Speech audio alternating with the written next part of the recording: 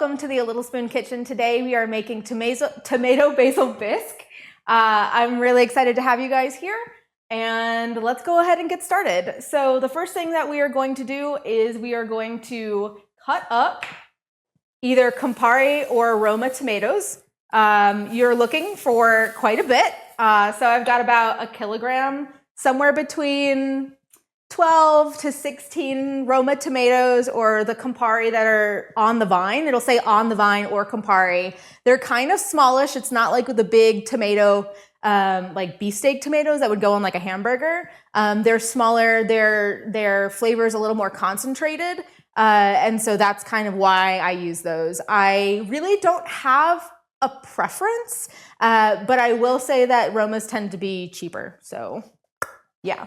If you are buying tomatoes to use for this recipe, and you don't know when you're going to be cooking this recipe, like if you're buying them, say, the day that you want to make it, you're like, okay, I'm making this tonight, I'm going to the store, getting my stuff.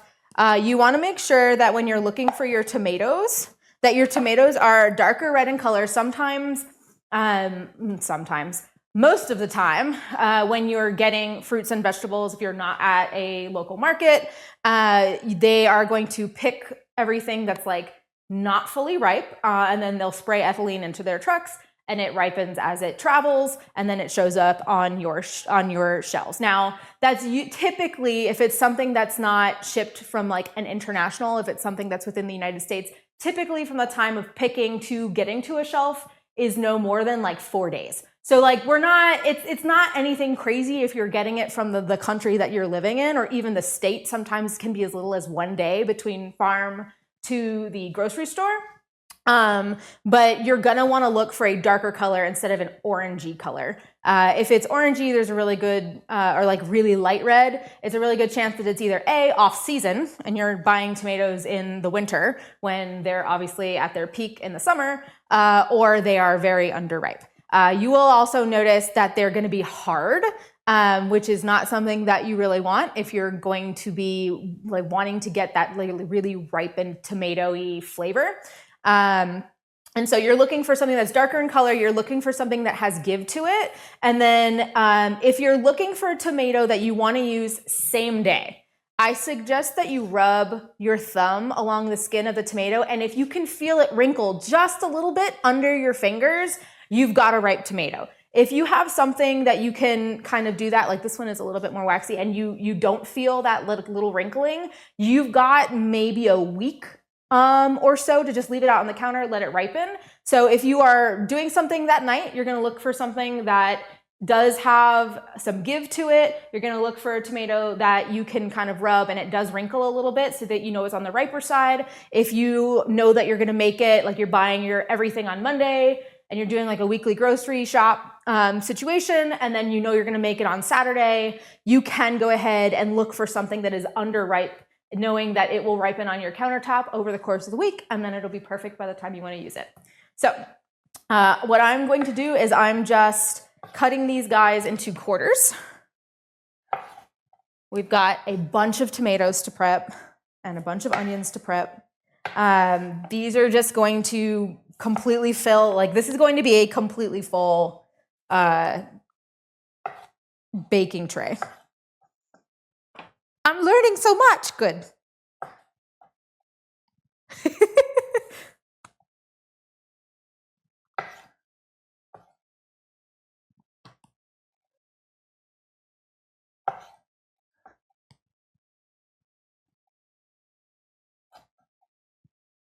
Now these don't have to be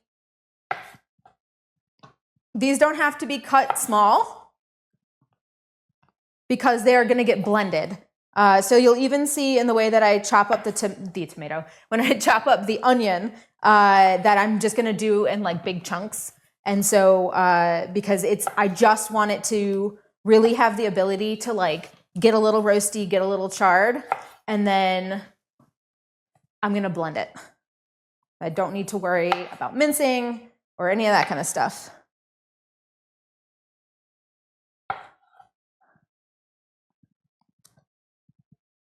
I buy canned tomatoes. That's okay. That's okay. If you're gonna buy canned tomatoes, I suggest that you use whole peeled tomatoes. If you can find San Marzanos and anything that has DOP on it, that might be hard for you to find, but if you can find like a DOP from Italy, those are gonna be the best tomatoes that you can get in a can. I use canned tomatoes for tomato sauce all the time. All the time. You'll probably see the Cento brand, CNTO. It's in a yellow can more than anything else. There's also, I forget what brand it is. There's a San Marzano one that's in a white, it's a white can. It's in a white can with like red and green accents. But those are the two I think most common that I see that are of the Italian variety. Yeah, okay, so that's interesting that you say that, Unagi, because I also do have some cherry tomatoes. Roast in the oven, or can I roast them on the grill? You can roast them on the grill, but I do suggest that you put them in like a griddle or something that can be contained, because you don't want to lose the juices of the tomatoes, because once they start to cook up, they're gonna start to kind of disintegrate. All of that liquid is going to kind of drip, and if it drips into your grill, then you've lost that, and that you want that in your soup. So essentially what I'm doing is I'm getting a bright kind of meaty flavor out of the romas, and then I'm getting sweetness out of my cherry tomatoes. And I really don't need too much of these. We're going for about 2 cups. I'm pretty sure I sliced up too many of the romas, but it's not a big deal. This is a super flexible soup. You can pretty much play around with this however you want. So I am going to just kind of do as much as I can. I might end up taking some of the tomatoes out so I can fit the onions, but we'll see where we get. It's okay if this is overcrowded. It is okay. And if you do want to get some better kind of color and char and roastiness, you can always split it between 2 pans so that it gets more air in between all of your vegetables. Your produce. I'll call it produce. Tomato is not a vegetable. There's no such thing as a vegetable. Save the juices. Someone's an OG Dado fan.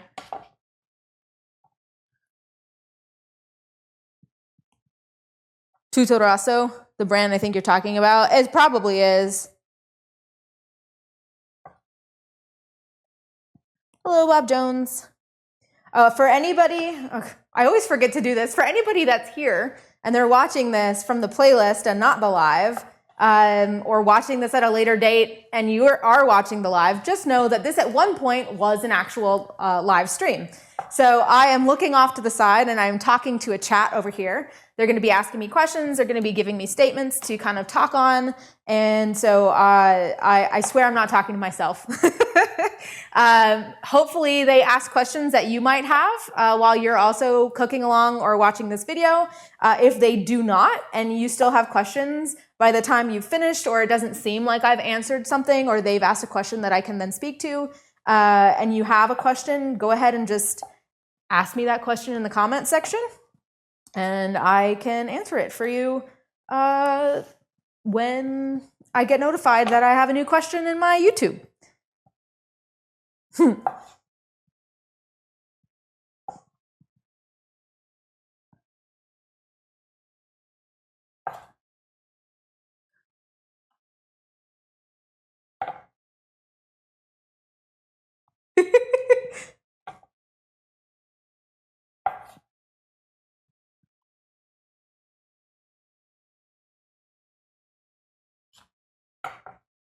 You can use whatever tomatoes you want. I bet you this would be absolutely delicious with some heirloom tomatoes.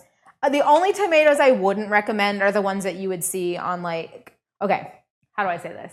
You can use whatever tomatoes you want. If you're buying store-bought, it's better to use the Camparis, the Romas, the cherry tomatoes, or like smaller tomatoes. If you can find good heirloom tomatoes at your local grocery store, that's also a really great option. But I'm really looking for tomatoes with the most flavor, because tomato from grocery stores don't have a ton of flavor. And so you're kind of combating that by buying the most flavorful tomatoes. The tomatoes that you would use on a burger, like a beefsteak tomato, tend to be relatively flavorless and just like kind of watery, unless you're growing them at home. Like a ripe off the vine from your own garden or like local farmer's market tomato is the best tomato. Like there's hands down, they're always the most flavorful, best tomatoes. And I have yet to find anything similar in flavor from a grocery store. And so it's kind of one of those things that like I'm just kind of trying to work around the fact that I'm buying things from a grocery store or from a farmer's market and not getting them like straight from a garden. So like if you want to get beefsteak tomatoes from maybe a local farmer's market, or if you grew them yourselves, I'm sure they taste way better than what you could get in a store. And so, yeah, go ahead. Like you can use whatever tomatoes you want.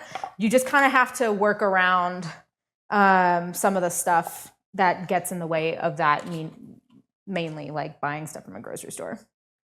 It's just tomatoes. Like, honestly, like there are so many other fruits and vegetables that there's very little difference, or at least not a big enough difference that I would like consider growing them. But like tomatoes are the one like produce that I'm like, man, they're just so much better. They're so much better when you grow them.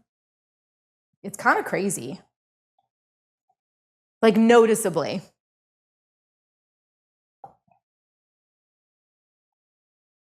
I'd say that like leafy greens can also be sweeter if you're growing them at home than getting them in the store. They tend to be a little bit like crisper and more watery when you're buying them from the grocery store. But even that, like, it's not such a big difference that it's something that I would like be like, I have to do this every year.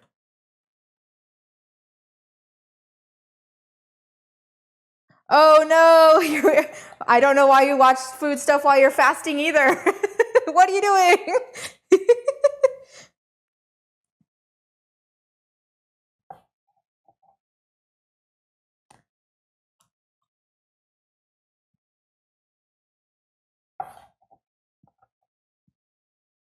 Okay, last cherry tomato, and then we're gonna move on to our onions. There we go.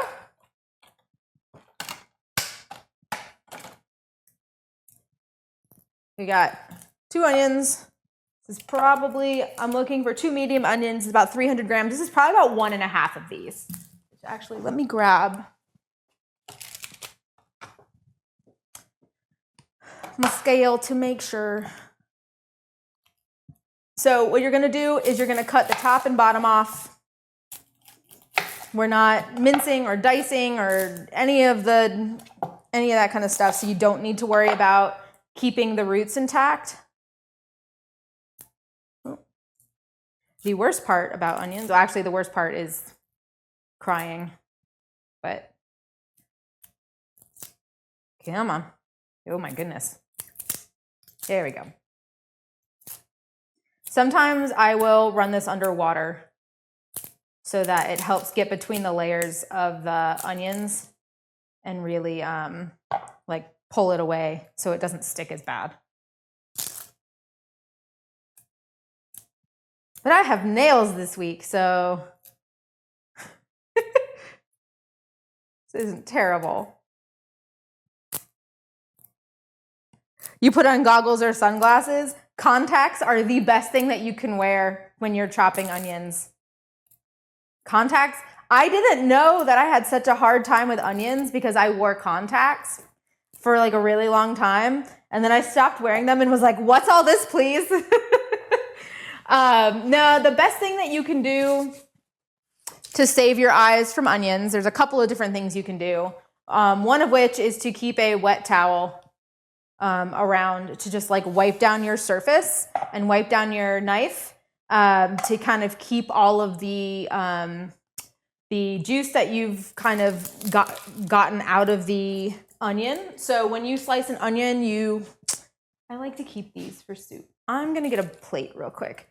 When you slice an onion, you break all of the cellular structure. I have paper plates.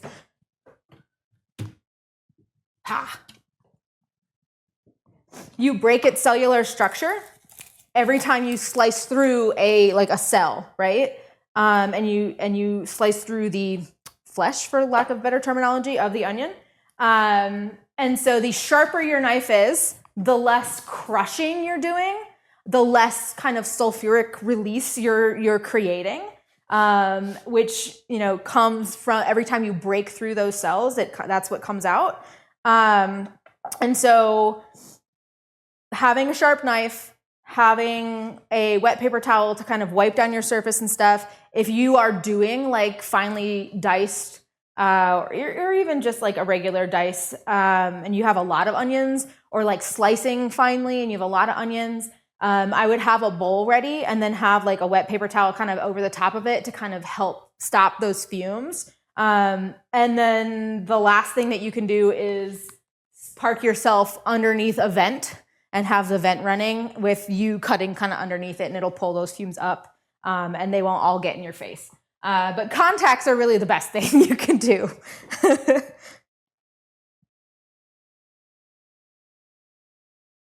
A food processor.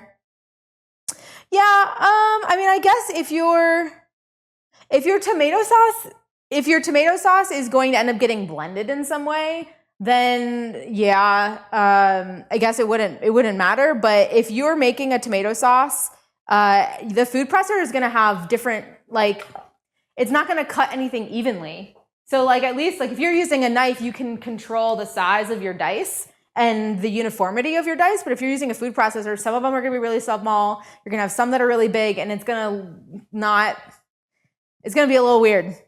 So yes, I would highly recommend using like a knife unless you're blending it a lot. Okay, so this is all I'm doing for my onions here.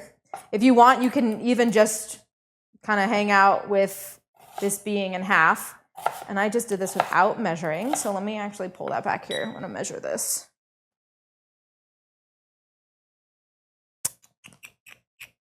That's not correct. Let's try that again. It's telling me this is 1,200 grams. I know that's not true. There we go. That's better. Oh, there we go. Yeah, so I only need about like a quarter of this left.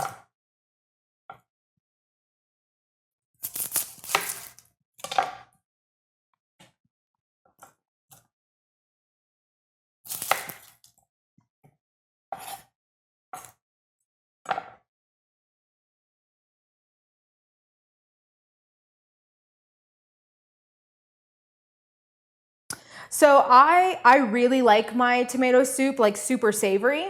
If you are looking for a soup that is closer to like what you would get in like a can, like the Campbell's tomato soup that's kind of sweet, then I would suggest putting roasting a half a carrot in here, cutting it up to, about like pieces about the size of like this, and having like kind of, just going down your carrot and dicing that up. And including that in your soup to sweeten it. Why did I do that? Okay.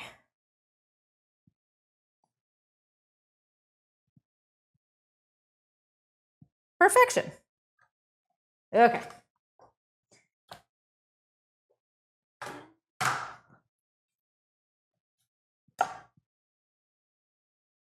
Yeah, the carrot, you can do that. I mean, you can also just you want to add some balsamic to get a little sweetness. You want to add some sugar. You can add sugar to this. I think I have some sugar in this recipe. Do I? I don't even remember. Nope. You can add some sugar if you want to sweeten it up a little bit. Brown sugar would be a great option. You can add molasses if you want. Pretty much anything that is going to give you kind of like a warm, sweet depth is going to be great to add to the soup if you feel like you don't like it on the savory side, or on the like acidic side, I should say, because tomatoes are very acidic. And then I've added some other things that are high in glutamate for savoriness, and then also do have some acidity to them. So like I have some lemon juice in this guy.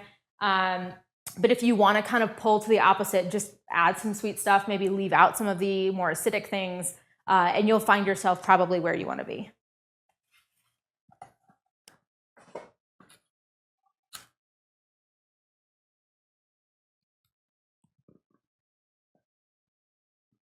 Okay, so I'm just going to give these a quick kind of mix. Ooh. So you can see that this pan is overcrowded, and I'm not mad about it. And I actually have to add one more thing to this before we're fully through. We've got some garlic to add to this. So I'm going to there's about a tablespoon, maybe a little bit more than that. About a tablespoon, you can do more, it's not a big deal, of olive oil, just enough to coat. And then you're going to use salt and pepper. About a teaspoon of salt and a half a teaspoon of black pepper, which I will go ahead and measure today. Why not? We can make that happen.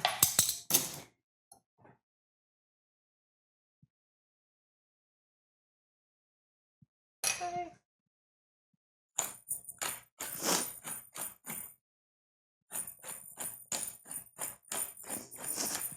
Carrot, a couple of bay leaves, and Parmesan rind. I put Parmesan rind in mine too. I really like the added glutamate it gives.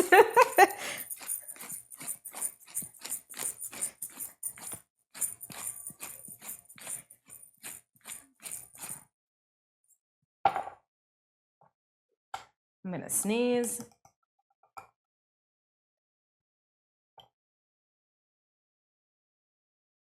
Okay, so I said a teaspoon of salt and a half a teaspoon of black pepper. That is going to be about 2.5 grams of kosher salt and about 0.7 grams of black pepper. You are working with the metric system. I did say also 2 cups of cherry tomatoes. Let me go back through that, which is about 350 to 400 grams of cherry tomatoes, so a little less than, I can't say a pound because it's not right, but yeah, about 350 to 400 grams of cherry tomatoes. Okay, now let's mix. And then once I have this mixed, I will do the garlic bulb that we've got here. And that's also gonna go on this sheet pan. And then this all is gonna go upstairs in the oven. Okay, there we go.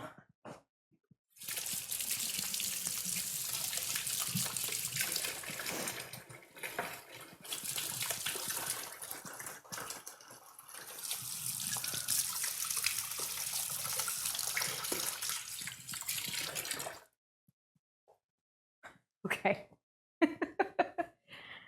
Okay, now it's time for this guy. So you are in front of the camera, by the way.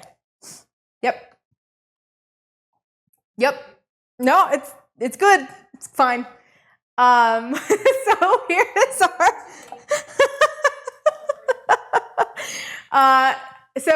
this recipe calls for some roasted garlic. It calls for 4 cloves of roasted garlic. If you want to use fresh garlic, you can. Roasted garlic is just, again, I strive to make this soup super savory. I want to kind of give you, when you're having the soup, when you're eating, I don't know, this soup, I want you to have a little bit of that tingly feeling kind of in the back of your jaw. I want that savory element to kind of be there. I want it to be a soup that feels like it's alive, like it's like waking up your taste buds, and not just like tomato soup. And so I have a lot of things that I have done to this recipe that are going to do that, and are going to add to that. One of the things is using roasted garlic. Roasted garlic does give it a sweetness, but it also gives it a depth of flavor, and it really enhances that savoriness. You can use raw garlic, and you can put in a clove, and that can get blended up, and or 4 cloves. I'd probably say to use, if you're gonna use fresh garlic, I'd probably say to use 2 to 3 instead of 4, just because it's just more pungent. So if you love garlic, maybe do 3. If you want it to be kind of the same, I'd say 2 max. But it's going to be peppery. and it's going to be a much brighter flavor, obviously, than the roasted garlic will. So it will slightly change the flavor of the dish. So much so that we care, not really, but it's really up to you. It's not that huge of a step to just kind of like do this and then kind of have this cook with everything. It's all kind of happening at the same time. So I didn't kind of consider it a huge deal to have you guys do this. But you can put in more than 4 cloves. If when we use garlic, we measure with our heart. So what you're gonna do is you're gonna cut the top of your garlic off, okay? So you have access to all of the cloves, the top of all the cloves, and then you're going to wrap this guy in tin foil, aluminum foil. It's no longer made of tin. Aluminum foil. I'm actually gonna turn this into a square just to make things easier. There you go. It's gonna get put right in the middle, and then we're gonna just drizzle a touch of olive oil. We're doing some good stuff today. That's too much. That's okay. Not a big deal. It doesn't really matter. You just want to make sure that it gets down into the cloves. And then that's going to get smushed right here on the pan as well. Double trouble. Look at all this stuff. Okay, so that is going to get taken upstairs. And then we're gonna work on getting some of the other ingredients that are going to then get blended once these come out of the oven. We've got several other ingredients that we are gonna put. I've got a blender base and container over here. I'm gonna pull that into frame, and I'll start working on that in just a minute, but let me take these upstairs and get them in the oven, and then we will be right back.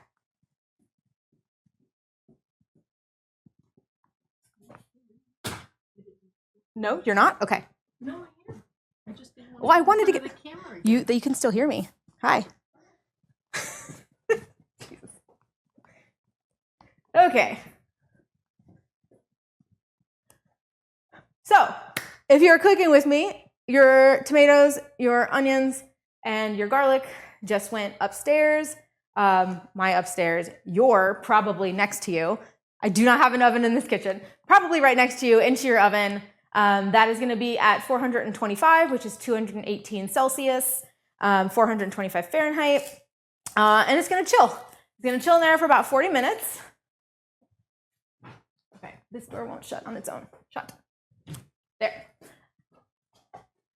And now what we're going to do is we're going to start putting everything that isn't going to get roasted, but is going to end up in the blender into our blender. So. What? What do you need? 40 minutes?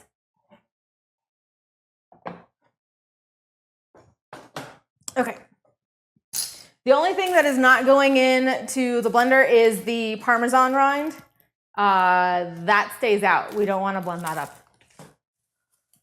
Okay, so we are going to use some tomato paste. I could not find fresh oregano at the store. We're going to use some dried oregano. It is fine if you cannot find or do not want to purchase fresh thyme or fresh oregano. You can use dried. It is not a huge deal. Just know that it is going to it is going to affect the flavor in different ways, right? So, and you're going to want to add stuff at different times. Typically, you know what I should have done is I should have put this in the roasted stuff. That's okay. So if you're using dried, just for future reference for anybody who is making this and wants to use dried stuff, I would tell you, instead of putting this into this blender, add this to your tomatoes and your onions that are getting roasted. So the thing about dried herbs is that they kind of need to be rehydrated in order to really get good flavor, and it takes so much longer than it does if you're using fresh. So a lot of the times when you're using fresh herbs, right, they're gonna go in near the end and they're just gonna like subtly flavor your dish and really give it like a vegetalness and like a nice herby flavor. But they get added at the end. If you're using dry ingredients, so your dry herbs, they get added at the beginning so they have time to hydrate and really flavor the dish that you're using. So kind of my bad for not putting my dried oregano onto my stuff that's roasting upstairs, but it'll be fine. I do have fresh thyme. I do have fresh basil. Those are going to be going in. We're going to have some lemon zest and juice. My mom just got back from the UK, and she brought me some little marmites. I don't need a lot, so this is kind of perfectly packaged for this meal. I have a big jar of it, but now we've just got these little guys. We're going to be using some white miso paste. And then I've got some cream and some chicken stock here that are going to be used after the fact. So let's get these guys all in together. For those of you who are cooking with me, how are we doing? Do we feel like we're in an okay place?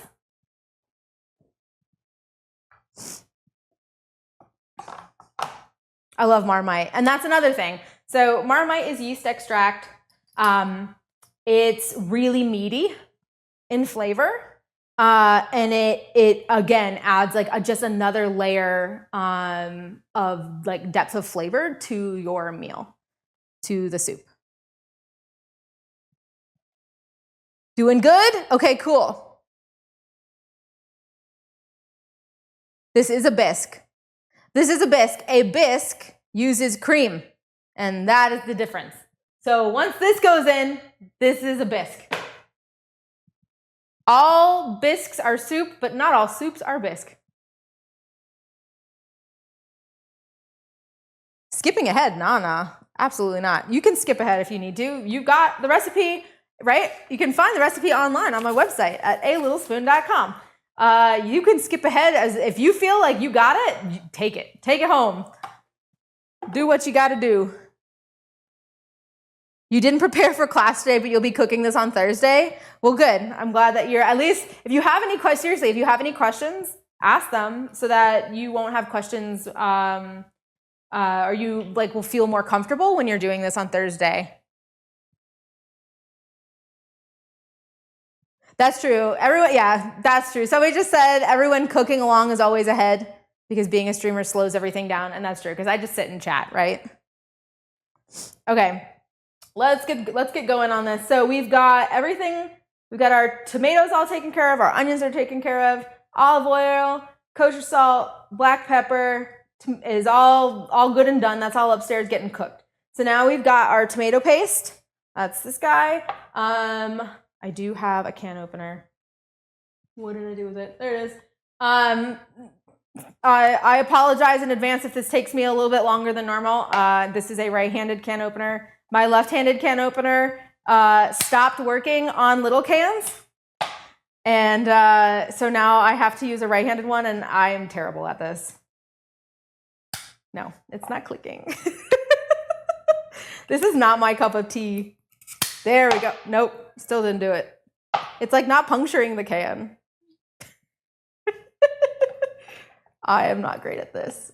I think it's supposed to be up and down. Oh, at an angle. We got it. Nope, we lost it. Friends, I'm just a little left-handed girl. I'm gonna ruin this can.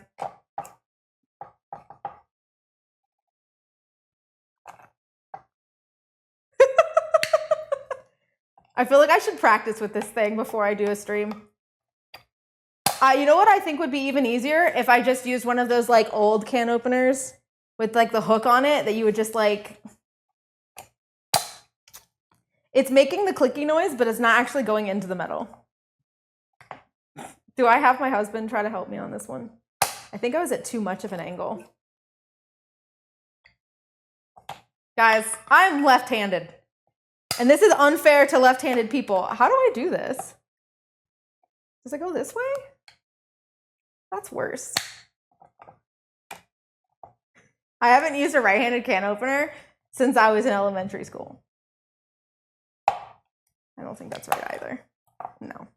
You know what I really need to get is one of the like magnetic automatic ones so that I don't have to do this. I'm demolishing this can. This can no longer works. Okay, we are going to, I'm not sure. We are going to consider how to pry this thing open is what we're gonna do.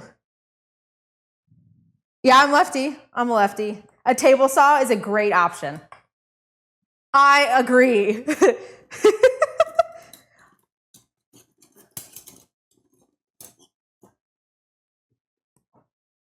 How do you use a knife? I want to use a knife. can I use a knife to do this? I got most of it, so we're just gonna push the cap down and like squeeze out whatever I can get.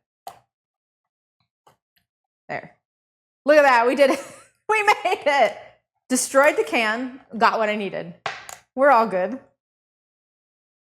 Okay, so you're gonna need about a tablespoon of tomato paste, which is about 16 grams. It's gonna go in. I'm gonna just use my finger because I'm cooking in my kitchen. Okay.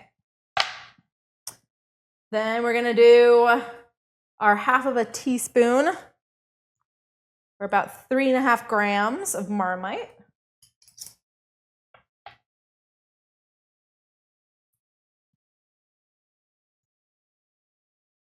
Is there a difference in using the canned paste versus the tube? No, actually I should be using a tube. That would be even better.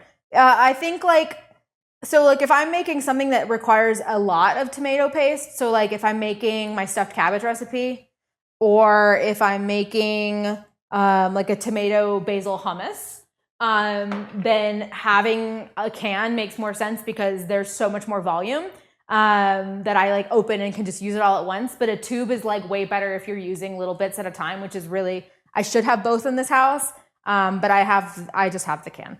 What I try to do is like if I know I'm going to open a can, I try to have a couple recipes that I know I'm going to use tomato paste in, like ready for like the next week or so that I can like use the can, but it is what it is. Okay, so we're going to use, I think this might be the exact serving I need. That's kind of funny. Okay, we're going to use a little bit of this guy. It's actually better if you can, so there are a couple things you can do because this obviously is like super sticky. It's like molasses, maybe it's thicker than molasses. Is you can do what I'm about to do, which is just to put my finger in this and kind of scrape it off and let it all go down.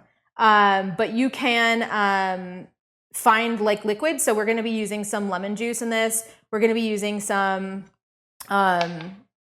chicken stock.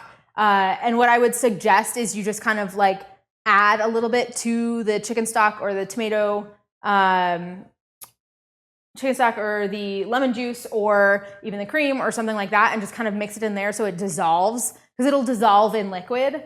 So if you can't get all of it off, you can either do like a heaping spoon, like a heaping amount, right? And do like a little bit more, just knowing that some of it's going to stick and you're not going to get it all out of this guy. You can spray this with the spoon with like a cooking spray or cooking oil. And that will help it kind of slide down and kind of fall right out. I didn't do that today because what I'll probably do is once I have the soup chilling on the stovetop and it's nice and warm, I'll probably just kind of mix this in there until it dissolves and then it'll be fine. But you can even save this. Like you don't have to put this in the blender. You can keep the Marmite to the end and just kind of once everything's blended and poured in and it's nice and warm, you can just dissolve the whole thing in there and it'll be fine. Just trying to get everything into one dish or one thing at a time. Okay, 2 teaspoons of white miso paste, which is roughly 9.5 grams. So I've got a pouch for that. I didn't used to have a pouch for this. This is kind of weird for me. I used to just get it out of like a container that had a like much thicker miso paste. So like this is awkward. I think I got this one from Trader Joe's. It's good. I'm not sure if I like it being in a pouch or not. Okay, so we've got our miso paste. And then we have a cup of fresh basil leaves, which is about 7.5 grams. So we're gonna grab our basil.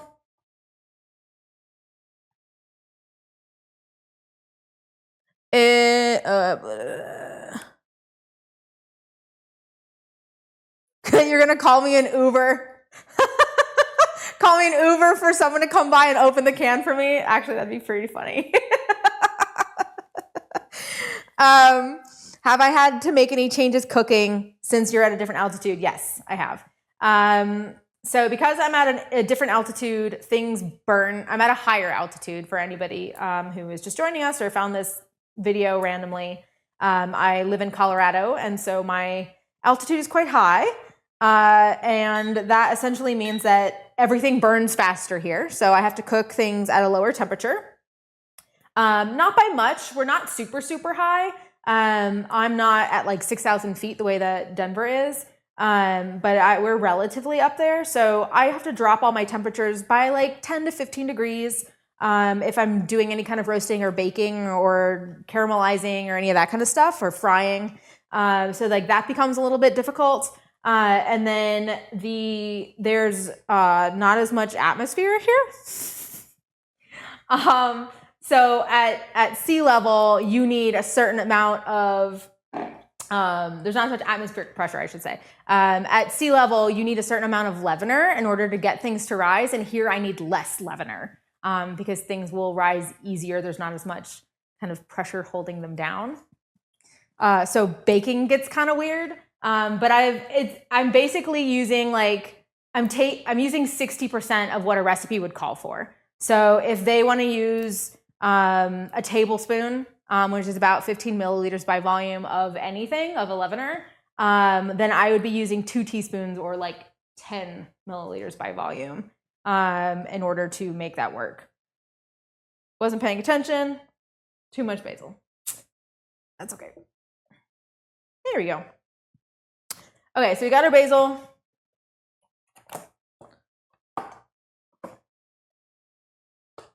But yeah, I've adjusted, but I adjusted pretty quickly. I don't typically follow recipes. Like I develop recipes and I write them, but I don't typically follow them myself very often. Or I'll like piecemeal a bunch of stuff together and just kind of like come up with what I want something to be. So I'm always adjusting anyway. So like I just kind of adjust on the fly now. It's just kind of like a concept that I'm like, okay, if you want to do this, do X, Y, Z, and then I just like rearrange the recipe in my head. So it hasn't been a terrible adjustment, but it was an adjustment. Okay, so for thyme, moving on to our thyme, you need about a teaspoon of thyme, which is not a lot. I would say to measure this by volume, you're not going to be able to measure this by weight unless you have a coffee scale. You only need 0.1 grams of thyme, not a ton. So I'm just going to kind of toss the leaves into my little teaspoon here. You really just want to have the leaves or the soft bendy parts of the thyme. Technically, like you could use this whole thing, up to where it stops bending. So like even like the super fresh like ends, like I could literally just do this and use like kind of the tip and like the first 2 or 3 little pieces. I'm going to be using just the leaves today just because they're a more potent flavor. But the stems that get woody and hard on thyme will be bitter if they end up in your soup. There are a handful of herbs that the stems taste exactly like the leaves do. So like cilantro or parsley, you can cut down the stems and use them the same way that you would and like blend them into anything and it'll taste the same. It's not going to do anything. But a lot of the other stuff, so like a rosemary or a thyme, the stems are super woody and super bitter if you add them in. So you want to stick to just the leaves. Or any of the like really, really young stems.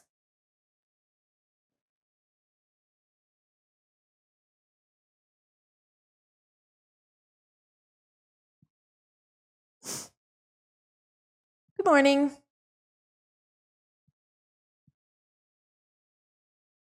This is my husband's least favorite thing to do in Thanksgiving is pick the leaves off the thyme.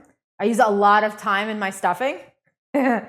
And we usually have to pick through about 3 of these, and he hates it.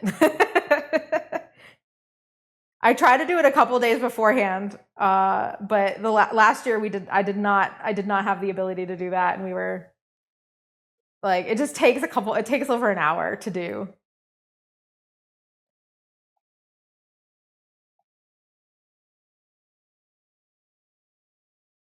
It smells really good right now. Yeah, 2 hours of the most tedious task ever invented. Yeah. I look forward to making this as the weather gets cooler. Nice. Yeah, this like cusp of like, especially for like more northern states, if you are in the United States, are places that can like tend to be a little bit cooler in their growing season, goes a little bit later into September for like tomatoes and stuff like that. If we were in Florida right now, like tomato season is done. By September, everything is run its course. Tomatoes are gone. We're moving into fall vegetables and all that kind of stuff. But for anybody who's like further north in the world, we're still like at the tail end of tomato season. So you do get a couple of like brisk days where you still have like tomatoes that are like nice and fresh, and they're like even fresh in the stores, and you can really make some fun stuff with them. So tomato soup is a really good one to have on hand if you're feeling like you want like some kind of transitional soup between summer and fall.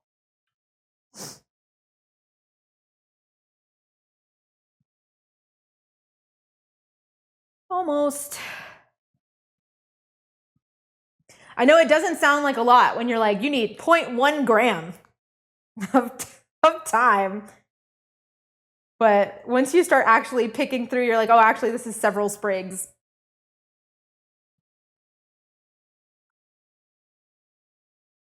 Okay, I think that's about enough. Okay. So we've got our thyme.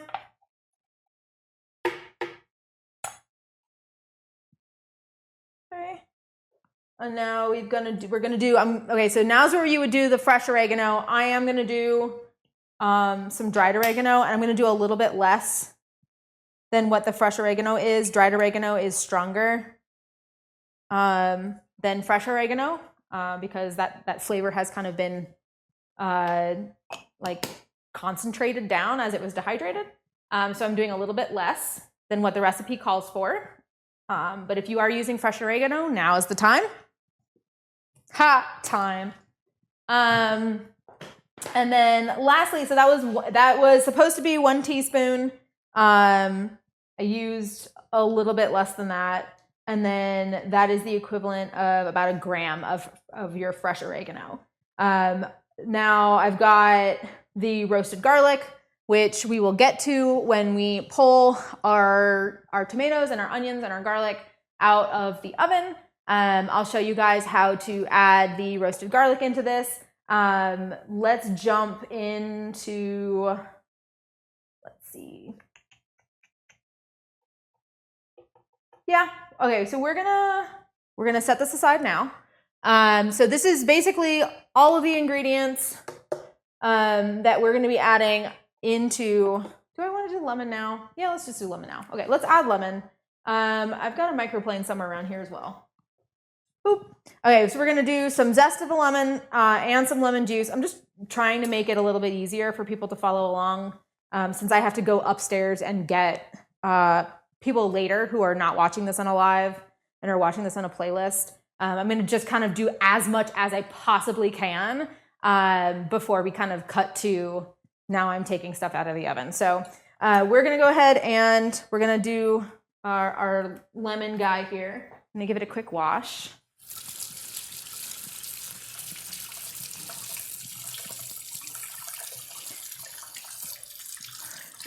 And then we're gonna be using zest and we're gonna be using juice. So it only needs about 1 teaspoon of lemon zest, which isn't a lot. It's less than 1 gram, so about 0.8 grams. But you can kind of eyeball it. It doesn't need to be perfect. It's depending on the size of your lemon, it's probably somewhere between 1/4 to 1/2 or 1/3 of a lemon. Okay, so that's basically it. I'm gonna do that, get that zest in. And then the way that we're gonna do this, I'll show you guys how to cut up a lemon so that you don't have to deal with seeds. Clear up my space a little bit. Okay, so if you do not, most of the time people will cut a lemon like in half. And that's fine. Like if you want to use like a reamer or something like that and like kind of squeeze the juice out, or even like a fresh, like an actual, it's not a squeezer. My brain's not working today. A juicer, I guess, where they're like, you kind of put the half a lemon in and like give it a little juice. If you want to just do it by hand, but you also don't want to deal with the seeds, you're going to cut the end off like this. Stand it up so you've got like a nice flat surface, okay? And then I'm actually going to do it on the side. I'm going to cut on the side that I already got the zest off of. So now this becomes softer on this side. It's easier to squeeze. But what I'm going to do is I'm going to go kind of right on the outside of the kind of bump here at the end, the tail end, and make sure that I'm like not going through the middle. So all the seeds for a lemon are in the middle. I can literally cut this half, and then these little guys here, and I will leave all the seeds in the middle, and now I'm just using the juice of the lemon. So we're going for a half a teaspoon of lemon juice, which is not a lot, which is also why I didn't want to, like, I can use this for something else later. So we've just got a touch of lemon juice. So I'm going to squeeze that, and that's it. And I didn't have to deal with any seeds popping into here, and I mean, fishing seeds out and all that kind of stuff. And you can see them because they're so close to the center that when you are cutting and you cut this down, you'll see, like, because they'll be sitting, all the seeds will be like kind of right on the surface. If you do see any at all, like if you didn't cut far enough out, you'll be able to see them. They won't be kind of buried in the way they can be if you cut it kind of halfway.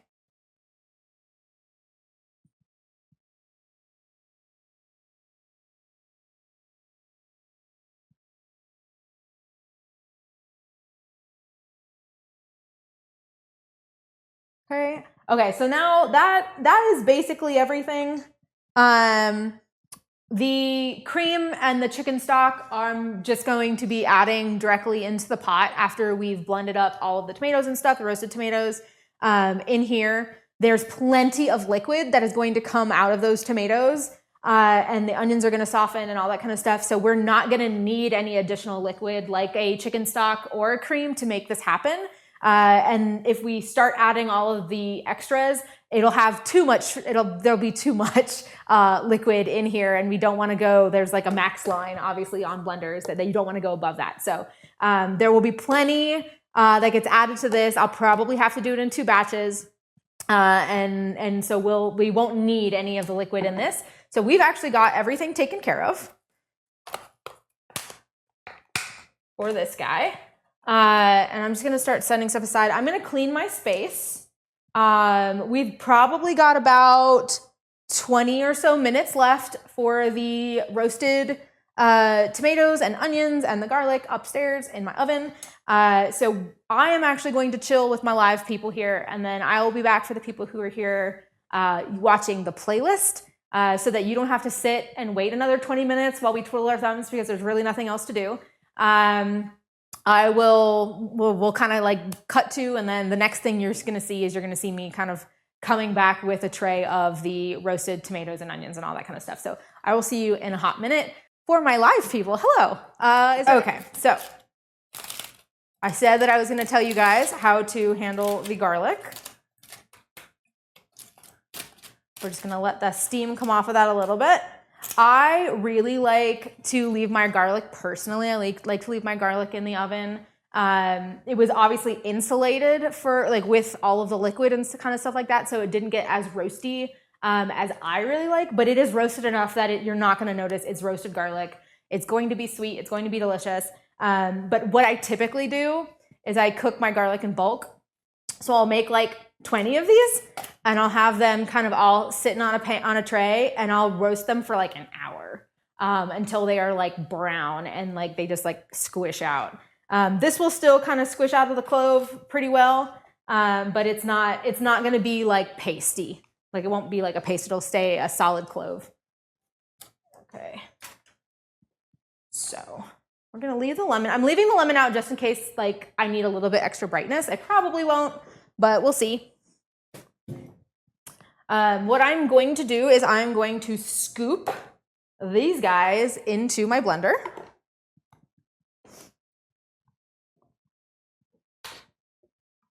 You can see that I've got some nice kind of roasted. They've dehydrated and shrunk up a little bit. The onions have some charred roasted bits. They've gone slightly translucent. It's pretty much exactly where I want it to be. But you can see like how much liquid there is on this pan.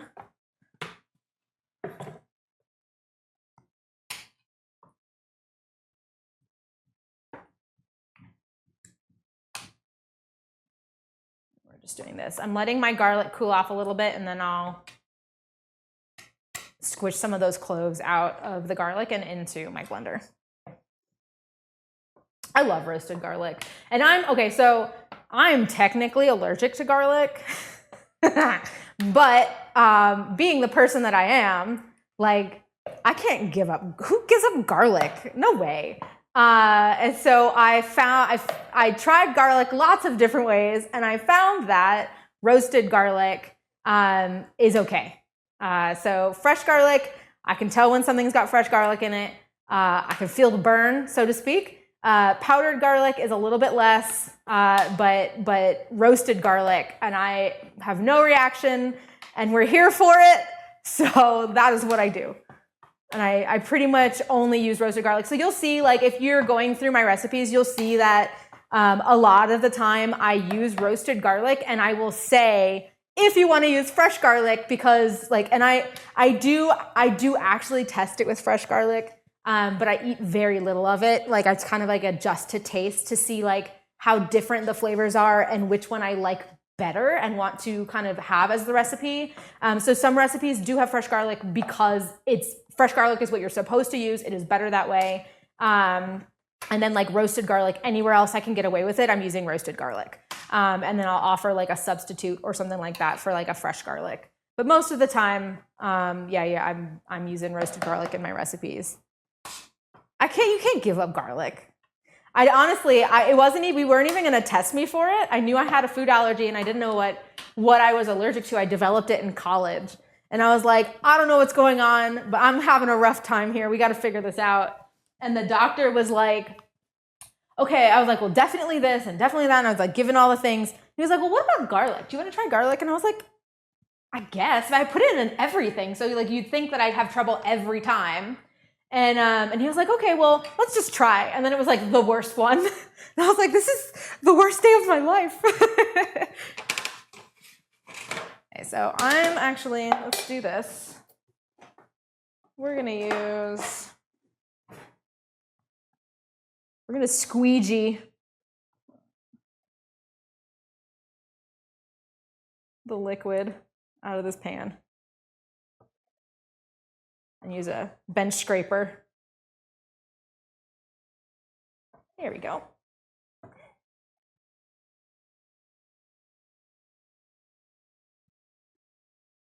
Nice. Okay.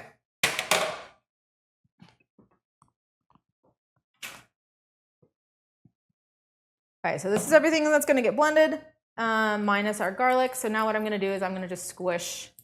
You kind of just push your finger into the bottom of the garlic, into the little clove section, and then just squeeze it out. And they come out pretty easy, although that oil does make it hot. One more. If you want to add more than this, you go for it. You follow your little heart. Do it. But I am going to wash my hands now, because garlic. Make sure I don't touch my face.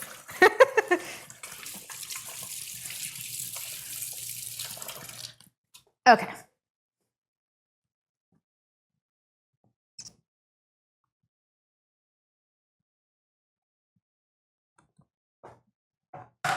Okay, I'm going to move my blender around.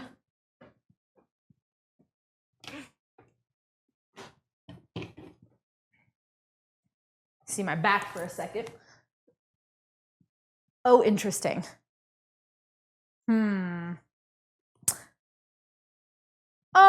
What do I want to do in this case? It won't be for very long. I'm unplugging my computer. My computer likes to go dark after a couple of minutes. It's not plugged in, so I'll just make sure that this goes quickly. Okay, so we have our blender. I do not need you anymore. Moving this guy out of the way. I'm gonna pull our blender up here so you guys can see. And I apologize for the noise, but it should be loud for a second, and then this thing likes to just like mute constant noise, so it'll probably go away. Okay, un, deux, trois.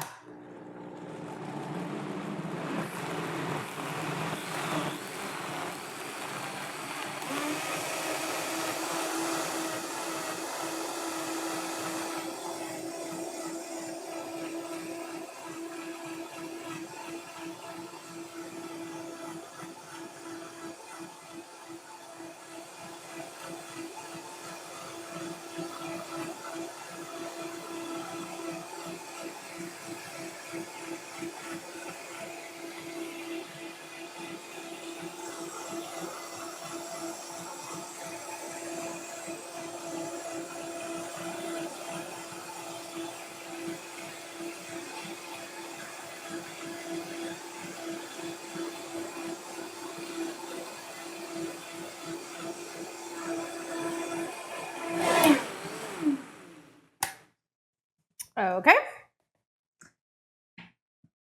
Whew. So if you're using a high-powered blender, this is it. You're done. Now all you have to do is add in your cream, add in your chicken stock, add in your Parmesan rind. I guess once we kind of break that off at the end of that, and just let it kind of simmer. Let your soup go for about 30 minutes, 60 minutes, and then have at it. If you are not using a high-power blender, if you're using, I don't know, a food processor or a stick blender, like an immersion blender, or if you are using just like a regular blender that doesn't have like that kind of like high situation, if you want a super creamy, smooth soup, I do highly recommend that you pass this through a strainer. I don't think I have, do I have a strainer down here that I could like show? No, I don't. But I would highly recommend you pass it through a strainer. Tomatoes, peppers, anything like that, they have skin on the outside of them that don't break down. And so that's kind of why when you're making kind of sauces and things like that, a lot of the times they'll say like roast the pepper and then put it into like plastic or like cover it in a bowl and let it steam and then peel that skin off, because that skin does not like to break apart. And so you'll get pieces of that. If you can't like obliterate it into the smallest pieces, like so that you don't get that texture, you will taste that, like, or you will feel that texture of that tomato skin in your soup. And I honestly don't feel like peeling the skin off of the tomatoes after they're roasted. I just want to blend them in a high power blender. You can individually peel the skin off the tomatoes so that when you do blend it, you don't have that problem, or you can blend it and then just put it through a strainer, just pour it through right into whatever you're going to be, whatever stock pot, soup pot situation you're going to be bringing it to a boil in, and go about your day if you want it to be really, really creamy. If you don't care, you're like, I want this soup to be rustic, I want this soup to kind of feel hearty in that kind of way, and you just want to throw a stick blender kind of in there and blend up by hand, and like have it be kind of like chunks of tomatoes and stuff like that. You do you. That is absolutely fine. Just know that skin, you will notice that skin if you are not either blending it this way or sending it through a sieve or a strainer, or you're peeling it off from the baking tray. So this is going to get poured in. What I also am probably gonna do, my chicken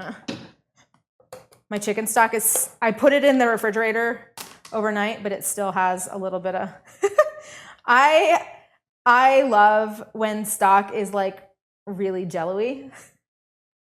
And it's something that like you really only get, that's so gross. It's something that you only get when you're making it from scratch. It's really hard to get the amount of like collagen in there if you're not if you're not making it from scratch and you're just getting it from the grocery store. But I'm gonna actually do this too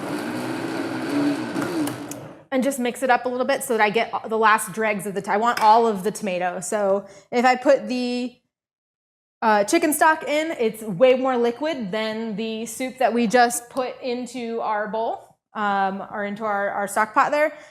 So now what this is going to do is it's just going to allow me to really get all of the tomato stuff out of this, or at least most of it. Not leaving anything behind. So now that's like relatively clean. Okay, so that's all of my chicken stock. For the chicken stock, you're looking for about 1.5 cups, which is about 360 milliliters by volume. We're gonna add a 1/4 cup of heavy cream, which is 60 mils or about 64 grams of heavy cream.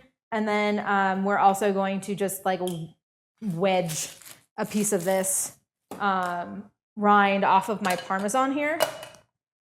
And that's gonna get tossed in. I do say that you need to simmer the soup for 30 to 60 minutes because you have that fresh, those fresh herbs that just got blended in. Remember, they weren't roasted. We haven't cooked them yet. And so now we've blended these fresh herbs into this, and I need to get this cooking, and I want it to simmer in there so that it kind of marries into the rest of the dish. And it's not super like, oh my God, there's so much basil in this. Like, it needs to cook down a little bit. The flavor needs to soften. And it takes about 30 minutes to do that. So as much as you want to like blend it and then just eat it, you can, but I would suggest that you wait about 30 minutes and letting it just come to like a very, very low simmer on your boil, and let that go for some time just to let it cook out. Okay. Am I gonna find the end of this? Yeah. All right, so what I'm gonna do, what I tend to do is buy like a big piece of Parmesan, and then I'll just like cut off the rind and put the rind in pieces into my freezer, and then just leave it in a baggie, and I'll pull them out whenever I want to use them. We'll use this guy.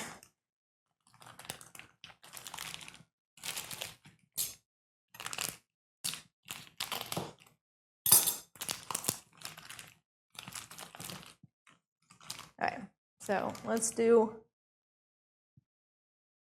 a nice little chunk of this. I'm actually going to cut this in half. You could put as much of this as you want, but I'm only going to use about this much, little piece here. That's going to get tossed in. Let's turn this on. Let's see. I want a big one. I'm going to put it on low.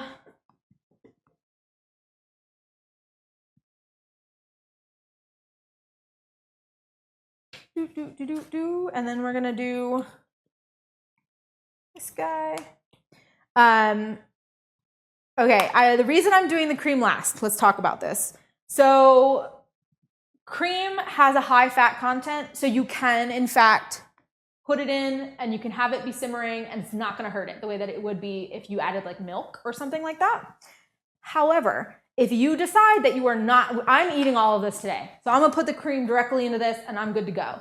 If you decide that it is too much for you to have in one go, which this serves like 4+ people, I would highly recommend that you let this simmer and then you portion out the soup into containers for freezing, and then add cream to just the bowl that you are going to be eating from. Cream kind of, when you freeze it, it kind of separates a little bit, and in order to reheat it, you have to reheat it really, really low, which takes some time. And this way, if you are making it and freezing it without the cream, you can reheat it super fast, pour some cream in to your liking, and call it a day, and just always have, always kind of make your bisque kind of fresh. So you have a tomato soup, you're gonna add your cream in to finish it off and make it a bisque. But I would do it on a time by time just to have the best version possible, because like reheating dairy from frozen is not really great in my experience. So I do highly recommend, like if you are cooking this today and you don't plan to eat it, separate out the soup and then add cream as you go, as you eat the soup, and as you heat it up to eat it. But if you are planning on like having your entire family eat it, you think you're going to finish it all, go ahead. And if you do decide If you don't end up and you have leftovers, like you think you're gonna eat it all and you have leftovers, just make sure like throw it in a little tiny like sauce pot or something like that, or a soup pot on your stove, and just let it gently come back up to temperature. Don't try boiling anything. Put it on low, put a lid on, and just let it kind of do its thing on its own, and come back up to temperature slowly so that you aren't kind of having a weird separation. You can add more cream to kind of pull it all together once it is warmed up as well. So yeah, so it doesn't break. Yep.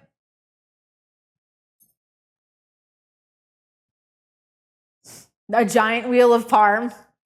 And then cooking on it, honestly, like the half thing, like the raclette where they like torch it and then like pour that down, that would be nuts.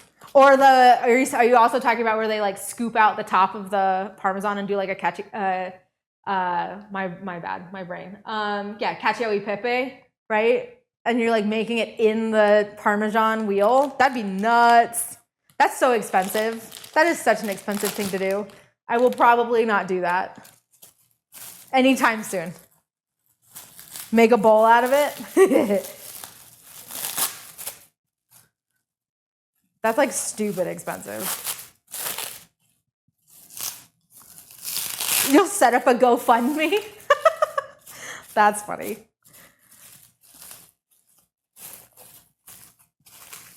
So I am going to add the cream. I'm going to do that right now. You're going to add, I think I said earlier, about a quarter cup, 60 mils, 64 grams. If you're doing it by weight, pull out that little guy. Oh, look, it's bisque.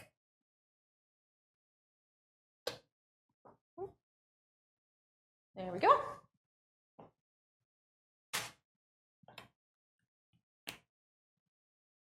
right, put this back in the fridge. I'm going to whisk this soup up a little bit.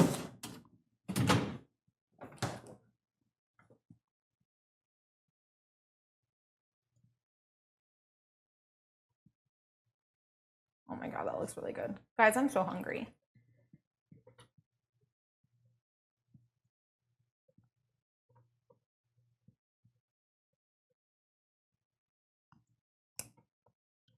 Yeah, that doesn't need anything. That's really good. Okay.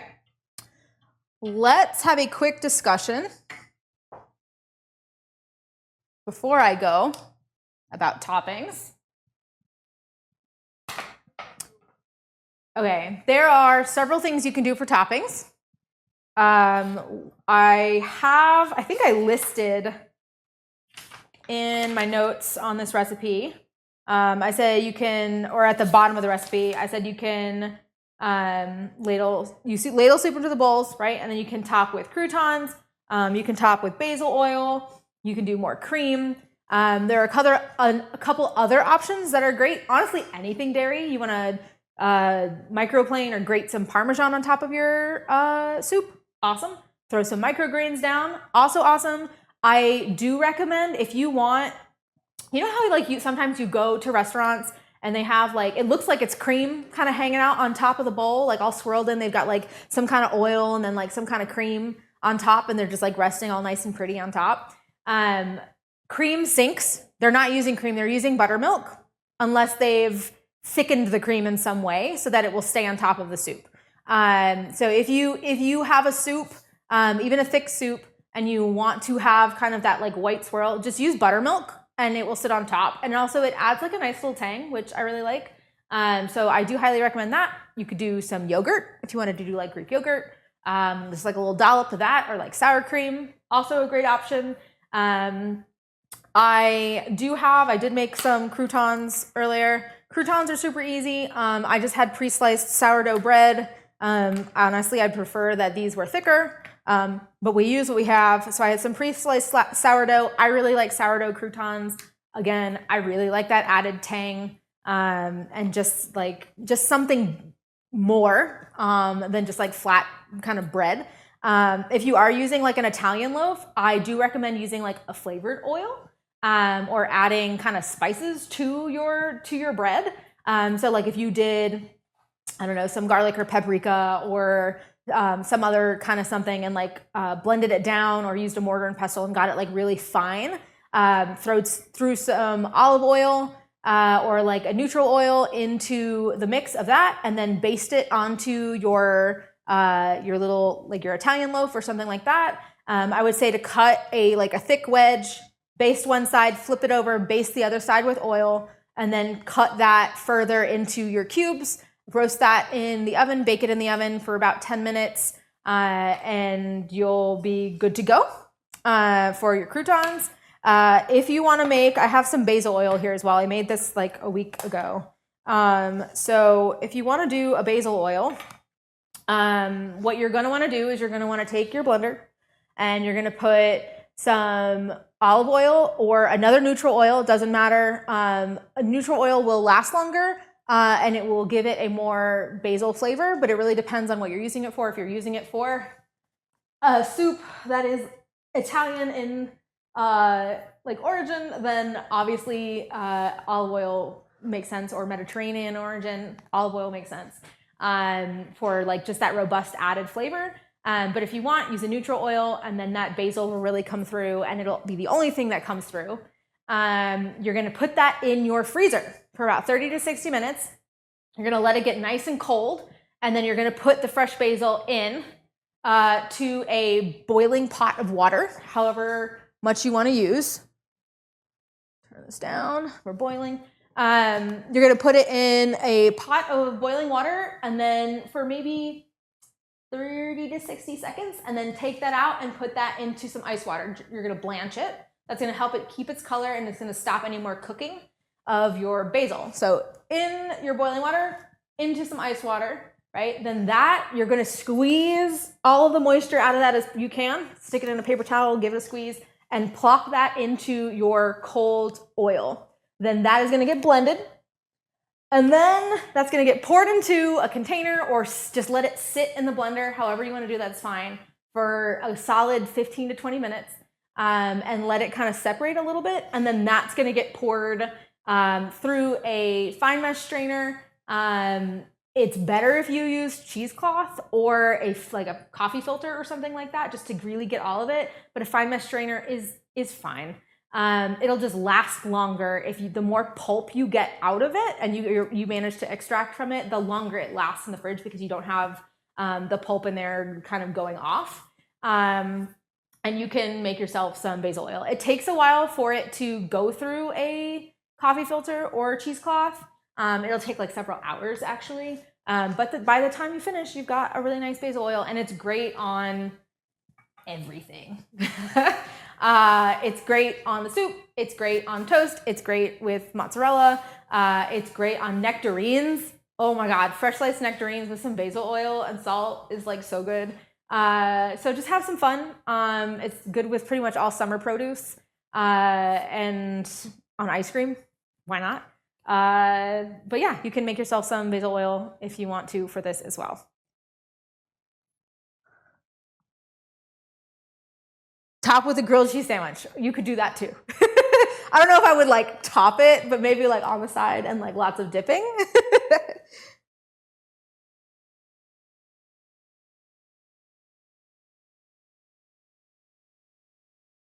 Okay. Tomato ice cream with basil oil on top. I mean, I would try it. I would absolutely try that. Although I think I would want it to be like a tomato granita or something like that. Like if you did like a sorbet or a granita and then top it with basil oil. Very nice. Fancy grilled cheese sounds great with this. Yes, it does. Okay, I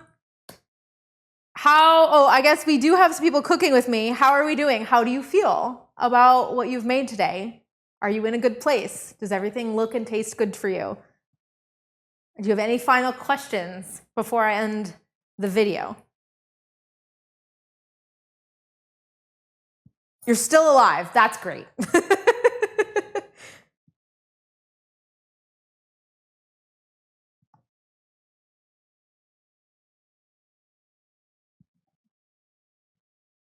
Tastes good? Awesome. Okay, cool. I'm gonna go ahead and end the stream. So end our live, or end our playlist, I guess I should say, not our live. So for those of you who found this video, wanted to learn how to make a tomato basil bisque, you have accomplished that. Your soup will be ready in about 20 minutes and you are good to go. You can top it with whatever you want. If you want to take another, while that is simmering, if you want to make yourself some basil oil, you now have the instructions for doing that. If you want to make croutons, that you got the instructions for doing that. Have fun with your toppings. Enjoy the soup. I hope that you like it.